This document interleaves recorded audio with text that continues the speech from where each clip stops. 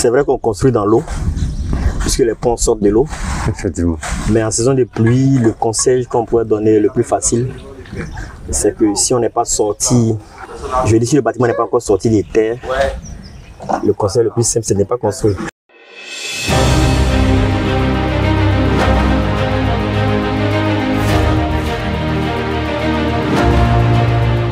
Bonsoir chers investisseurs IMO Finance 5G.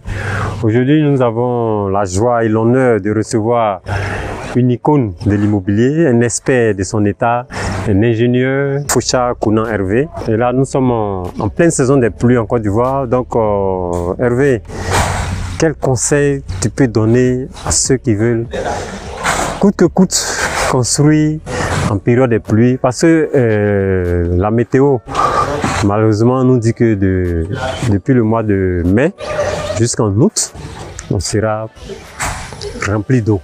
On sera dans la saison des pluies en Côte d'Ivoire. Pour quelqu'un qui veut construire dans cette période, quelles sont les astuces, quels conseils tu peux lui donner?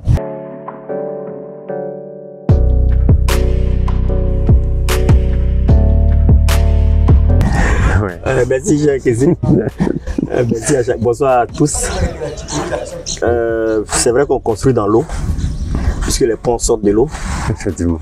Mais en saison de pluie, le conseil qu'on pourrait donner le plus facile, c'est que si on n'est pas sorti, je dis si le bâtiment n'est pas encore sorti des terres, le conseil le plus simple, c'est de ne pas construire. Parce qu'en fait, en réalité, chaque fois que vous avez construit sous la pluie, de façon caricaturale, de façon ramassée, ça va vous rincer votre ciment que vous avez utilisé. C'est-à-dire que si c'est un montage de mur, si vous n'avez pas pu couvrir au moment où il est en train de pleuvoir, la pluie va rincer. Donc c'est de prendre les dispositions pour éviter le maximum de la construction pendant la saison pluvieuse. Parce que si c'est un crépissage, vous verrez que la pluie va faire descendre si ça n'a pas encore fait prise. Si ça fait prise, vous êtes sauvé. Parce que une fois que le ciment a fait prise, quelque chose à la pluie, ça ne va plus descendre. Mais si on vient d'enduire qu'il y a une pluie, ça va rester tout votre mortier. Donc, je dis le conseil qu'on donne, on peut continuer à construire quand la maison, je dis le gros œuvre est terminé. On peut travailler à l'intérieur, on n'a pas de problème. Mais à l'extérieur, on va avoir toujours des problèmes. Par exemple, c'est simple, hein, c'est une question de... Je dis, c'est la nature qui guide. C'est ça, c'est la nature. Lui va toujours rester vos ouvrages que vous allez construire pendant la saison de pluie. Mais en même temps, c'est vrai qu'on peut prendre quelques dispositions sur le chantier pour ne pas qu'il soit inondé. C'est pour ça qu'on parle d'installation de son chantier. Il y a quelqu'un qui disait qu'avant d'acheter votre terrain, il faut se raser pendant la saison pluvieuse. Oui, actuellement c'est la saison des pluies. Ça, je veux dire, c'est notre paire des manches. Mais en même temps, c'est vrai que pendant qu'on construit en saison de pluie, notre terrain peut être inondé. Donc, on ne peut pas faire la fondation. Pendant cette année, même pendant le début de la pluie, on a une fondation qui a dû attendre 1 mois. Parce que chaque fois qu'on nettoie le fond de fouille, la pluie arrive le lendemain. Ça bouge encore. Ça ramasse le sable, ça va s'entasser sur le béton de propriété. On nettoie.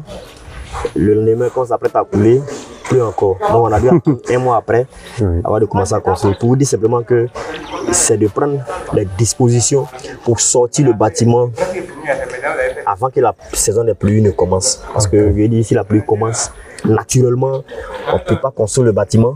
On prend de gros risques de construire sous la pluie. Vous voyez en ville souvent, la pluie a enlevé un peu une partie du ciment qu'on a mis et tout ça. Donc, c'est d'éviter au maximum de faire des travaux extérieurs. Voilà, et des travaux de fondation. Comme je vous ai dit tout à l'heure, tu veux faire ta fondation, il pleut. Chaque fois que tu veux, il pleut. Si tu coules un béton, par exemple, des sémelles qui pleut dedans, t'assures que c'est bon, quoi. Tu as oublié de racler tout ce béton, de jeter, de recommencer parce que si ça n'a pas fait prise, si ça fait prise, quand on dit prise, ça veut dire que si ton ciment, si ton béton que tu as mis là est devenu dur, ça fait prise. Si c'est devenu sec, on n'a plus de problème. Mais si n'est pas devenu sec, ça va être inondé d'eau et ça va s'éparpiller, ça perd ses caractéristiques. Le béton perd les caractéristiques, c'est la même chose pour le mortier. Je veux dire que ce que l'on appelle ciment si châtier là, ça s'appelle mortier. Le joint des briques là, ça s'appelle mortier. Si ça n'a pas fait prise, s'il pleut, ça va descendre, ça va s'éclater.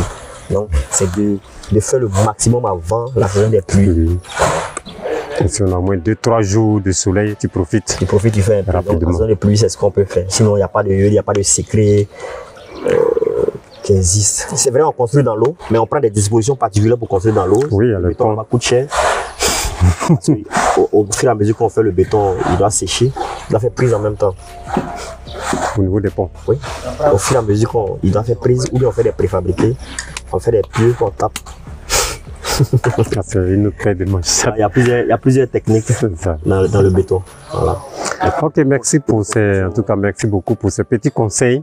Chers investisseurs Imo Finance 5G, c'était le petit conseil de notre expert maison, l'ingénieur Fouchard, 17 ans d'expérience dans le domaine de la construction. Moi, c'est René Kessé. Si vous êtes nouveau sur cette chaîne, abonnez-vous et sachez que nous sommes là pour vous accompagner à réussir vos investissements immobiliers. Merci encore, Hervé Fouchard, et rendez-vous à notre prochaine vidéo. Nous espérons te revoir afin de bénéficier de ton expertise. Donc, pour ceux qui veulent rejoindre l'expert Fouchard, vous partez directement sur sa page Facebook.